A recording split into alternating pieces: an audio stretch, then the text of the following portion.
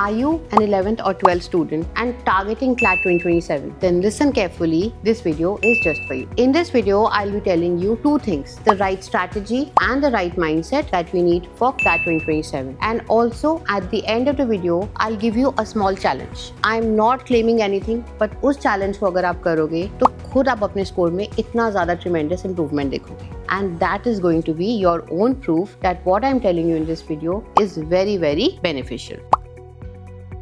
So if we talk of logical reasoning, तो सबसे पहले तो आपको ये पता होना चाहिए कि पिछले 2-3 साल में क्लैट के लॉजिकल रीजनिंग के पैटर्न में काफी शिफ्ट आया है और लास्ट ईयर तो बहुत ही मेजर शिफ्ट है. पूरा पेपर लॉजिकल रीजनिंग से शिफ्ट करके अब एनालिटिकल रीजनिंग पे आ गया है. पहले हमारे टॉपिक्स आते थे जहाँ पे हमारे क्वेश्चंस होते थे पैसेज बेस्ड, बट अगर इस साल का हम पेपर देखें तो पूरा पेपर आपका आया है एनालिटिकल रीजनिंग का, जहाँ पे हमारे क्वेश्चंस आए हैं from topics like blood relation, coding decoding, puzzles. So what I think is that जब हम इस साल की प्रिपरेशन कर रहे हैं तो हमें अब जो करंट ट्रेंड चल रहा है उसी को सबसे पहले फॉलो करना चाहिए. तो when you start your preparation for CLAT और reasoning this year, then you must study these topics before you study anything else. Puzzles, coding decoding, syllogism, ranking and arrangement and blood relations.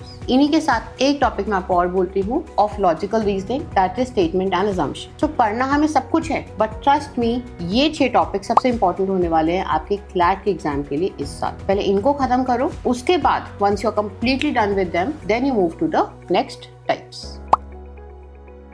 Now maths is no brainer. Maths में हमें पता ही है कि सबसे important topic आपका एक ही है, that is percentage. Whenever you start your preparation for CLAT 2027, सबसे पहले आपको percentage you need to know lengths and breadths. Okay? जब आपको percentage पूरा आ गया, उसके बाद आपको 3 topics और करने, that is profit and loss, average and ratio and proportion. Trust me, जैसे ही आपने 4 टॉपिक्स कर दिए, आपका CLAT 2027 का 99% सिलेबस कवर्ड है मैथ्स का. ज्यादातर क्वेश्चंस पिछले 5 सालों में इन्हीं टॉपिक से आए हैं. इनको करने के बाद जब ये 4 आपने कर लिए, then you can do the remaining topics such as time and work, time, speed and distance, mensuration and everything else. But later on, just do these 4 topics initially. So CLAT GK expects us just one thing: whether you understand that how our country functions and how the world functions. If you understand that part, then trust me, your CLAT GK will also be sorted. So I'll be telling you from both static and current point of view कि आपको क्या पढ़ना है CLAT 2027 के लिए. सबसे पहले most important is Indian polity. Indian polity में first thing we need to know is constitution and the major articles. Second thing we need to know the parliament, president, prime minister and council of ministers. Third thing we need to know about center-state relationships. Fourth thing, federalism. And fifth thing, fundamental rights, duties and DPSP. If we move towards the second topic, that is Indian history. Indian history is extremely vast. So Indian history has 3 parts: ancient, medieval and modern. Out of these 3, if you are short on time or if you want to know which is the most important area, that is modern history. Modern history, the ones that talks about British rule, our freedom struggle and everything that happened during this period. So that is very, very important. If you want to talk about ancient history or medieval history, you need to be very selective in terms of what you must study. So if you talk of ancient, then we can give focus to things like Buddhism, Jainism, Indus Valley civilization, basics about Vedic time. And if we talk of medieval, then we need to know about Delhi Sultanate and then we need to know about Mughals. So if we do this much, then we are in a very good position. Then next, we really need to know government action and public policy. Government अगर कोई भी नई policy निकाली है, कोई नए bills आए हैं, कोई एक्ट्स हैं, कोई जुडिशरी में डेवलपमेंट्स हुई हैं, वो चीजें हमें पता ही होनी चाहिए, very relevant for the exam. जैसे अभी लास्ट ईयर वक्फ अमेंडमेंट बिल था या उम्मीद एक्ट थी, तो इस तरह की चीजें कुछ भी होती हैं उसके बारे में we need to know for the CLAT exam. Third very important area is international affairs. International arena में जो भी इंपॉर्टेंट चीजें हो रही है उससे रिलेटेड क्लैट में क्वेश्चन आएगा ही. अगर लास्ट ईयर का भी आप पेपर देखो तो लास्ट ईयर जैसे यूएस इंडिया रिलेशंस थे, टैरिफ वॉर्स थी, उसके ऊपर आपका क्वेश्चन आया था. Indus water treaty, very important, you got a question from that also. So international affairs में anything which concerns India that needs to be known by us for the exam. क्या पढ़ना है ये तो हमें पता होना ही चाहिए, बट साथ में हमें ये भी पता होना चाहिए कि क्या नहीं पढ़ना, as in which areas are of low importance, low priority.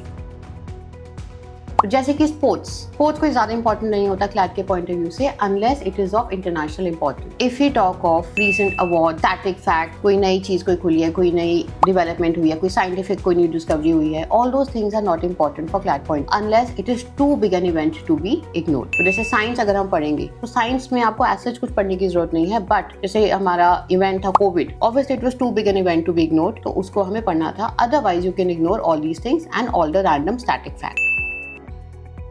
Now we'll understand English के इंपॉर्टेंट टॉपिक्स कौन से हैं for CLAT exam this year. देखो इंग्लिश में कोई बहुत ज्यादा चेंजेस नहीं हुए क्लैट में पिछले बहुत सालों में, सेम ही तरह का पैटर्न हमारा आ रहा है, पैसेज बेस्ड क्वेश्चंस। तो उन पैसेज बेस्ड क्वेश्चंस को कैसे टैकल करना है, लेट अस अंडरस्टैंड। सबसे पहले तो हमें ये देखना पड़ेगा कि किस टाइप के पैसेजेस आते हैं, descriptive passages, analytical passages, factual passages. तो हमें हर टाइप के पैसेजेस को पहले से करके रखना है। Next very important topic is figures of speech. इस साल भी क्लैट में फिगर्स ऑफ स्पीच से 4 क्वेश्चन एग्जाम में आए थे। तो फिगर्स ऑफ स्पीच का क्या मतलब है, जहां आपके फिगर्स ऑफ स्पीच में चीजें यूज होती हैं जैसे कि simile, onomatopoeia, then there is hyperbole, personification, metaphor, paradox, all these things. इनका मतलब क्या है, ये क्या फिगर्स ऑफ स्पीच डिस्प्ले करती है। Next very important area is tone of passage. तो कई बार क्वेश्चंस आते हैं what is the tone of passage से रिलेटेड। तो आपको देखना होता है कि पैसेज की जो टोन है वो ऑप्टिमिस्टिक है, पेसिमिस्टिक है, सार्कास्टिक है, इमेजिनरी है, ह्यूमरस है, सीरियस है। What is the tone of the passage. So this area is also very critical for the English part. ये तो मेन हेडर्स थे पैसेज के। इसके अलावा स्मॉल क्वेश्चंस भी also get like this, that what is the theme of the passage, what influences can you take out from the passage. And passages पढ़ने के लिए हमारी वोकैबुलरी भी स्ट्रांग होनी चाहिए। तो हमारी reading skills through out the year इतने होनी चाहिए कि हम एंड में पैसेजेस को टाइम से पढ़ पाए, उसमें जो डिफिकल्ट वर्ड्स हैं उनको भी हम बहुत अच्छे से समझ पाए। So you need to work on your vocabulary also. We'll talk about the most interesting section,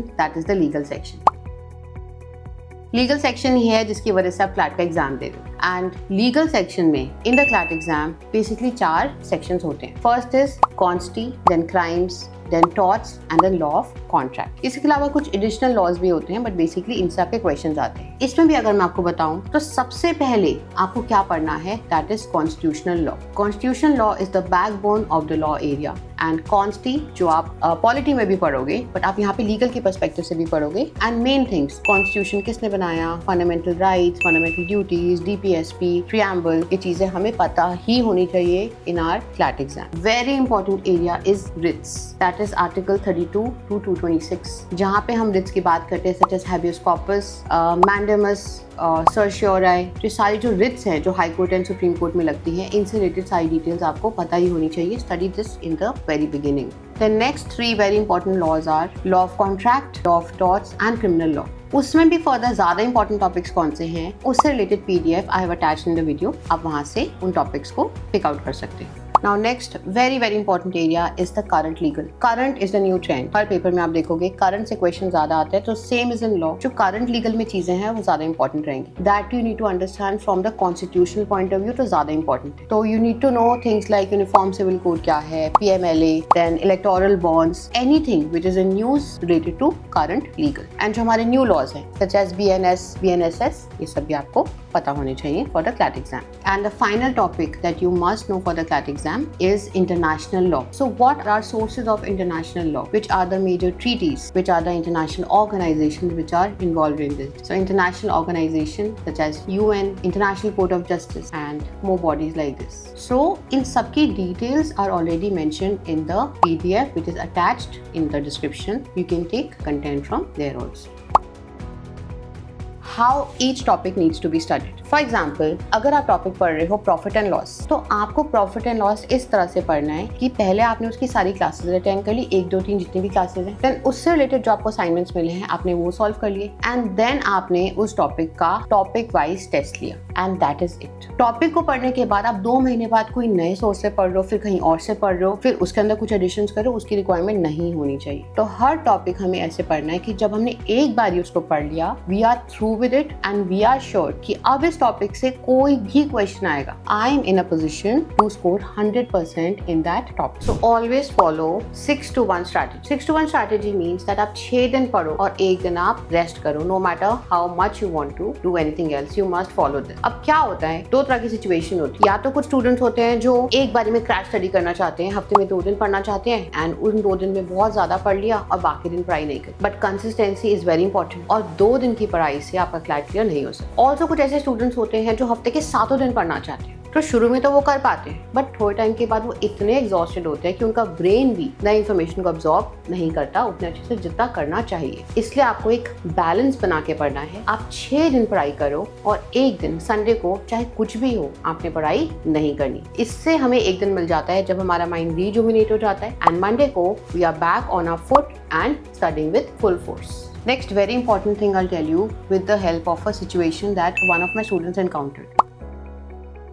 So मेरी एक स्टूडेंट थी, बहुत वेल प्रिपेयर थी क्लैट के एग्जाम के लिए. But one day before exam she called me that ma'am I am getting a lot of anxiety because मेरे सारे आंसर्स गलत आ रहे हैं. And I said this is not possible. But then she shared actually a list of 10 questions of syllogism and she said ma'am मेरे सारे answers गलत हैं एंड मेरा पूरा कॉन्फिडेंस खत्म हो गया. And I check those questions and I told her कि आपके आंसर्स तो बिल्कुल ठीक है. But she said ma'am but मेरे आंसर्स जहाँ से मैं पढ़ रही हूँ वहाँ से मैच ही नहीं कर रहे. And ultimately what we found out कि जिस सोर्स से वो पढ़ रही थी वहाँ पे आंसर्स गलत. इस वजह से उसका पूरा कॉन्फिडेंस खत्म हो गया था बिफोर द एग्जाम कि मुझे कुछ भी नहीं आता. इस चीज से आप एक lesson low that you always must study from limited resources. अगर आप बहुत ज्यादा जगहों से पढ़ते हो तो एक तो आपके माइंड में एंजाइटी हो जाती है. एक भी क्वेश्चन ऐसा आगे जो आपको नहीं आता तो आपको लगता है कि मुझे कुछ भी नहीं आता. और अगर आप रैंडम सोर्सेज से पढ़ते हो तो बहुत जगह आंसर्स गलत होते हैं. This leads to so much of confusion, so much of stress and a lot of lack in confidence in our preparation. So always stick to limited resources. For CLAT I would like to suggest you कि आप सिर्फ newspaper से पढ़ो, साथ में जो आपको coaching में नोट्स प्रोवाइड किए जा रहे हैं आप उतना पढ़ लो. That is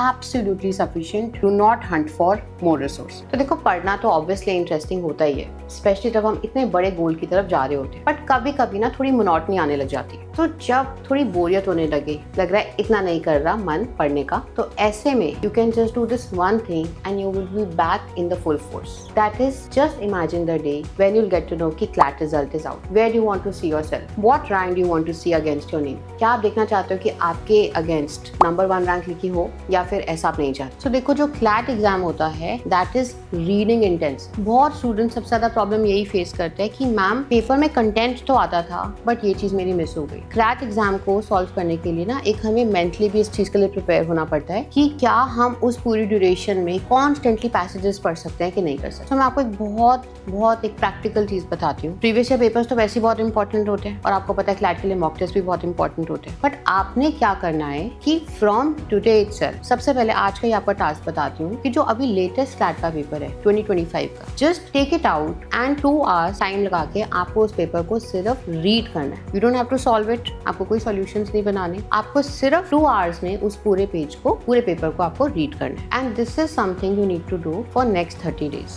I give you a small challenge. Next 30 days तक रोज आप एक पेपर को पढ़ो. सबसे पहले तो आप क्लैट के प्रीवियस पेपर्स पढ़ सकते हो. All of them are available on our website mansovarlawcenter.com. वहां से आप ले सकते हो. उसी के बाद जब वो पेपर्स खत्म हो जाएंगे तो आपको सैम्पल पेपर्स पढ़ सकते हो. आप 30 डेज तक अगर डेली सिर्फ पेपर पढ़ रहे हो, सॉल्व नहीं कर रहे हो, तो at the end of 30th day you will see कि आपकी स्पीड कितनी बढ़ गई है. उसको चेक करने के लिए I have given some sample papers in the description. तो आप आज की डेट में कोई भी एक सैम्पल पेपर सॉल्व करने की कोशिश करना एंड 30 डेज के बाद उसमें से कोई भी एक और सैम्पल पेपर सॉल्व करने की कोशिश करना. You will see so much difference in yourself in terms of your speed. आप कितनी जल्दी पेपर को पढ़ पा रहे हो, कितनी ज्यादा चीजों को आप बेटर समझ पा रहे हो. तो paper is about reading with in 2 hours and if you do this exercise you will see a great change and a lot of improvement in yourself. Apart from this, if you want to know anything you can write in the comment section and I'll be happy to help you out.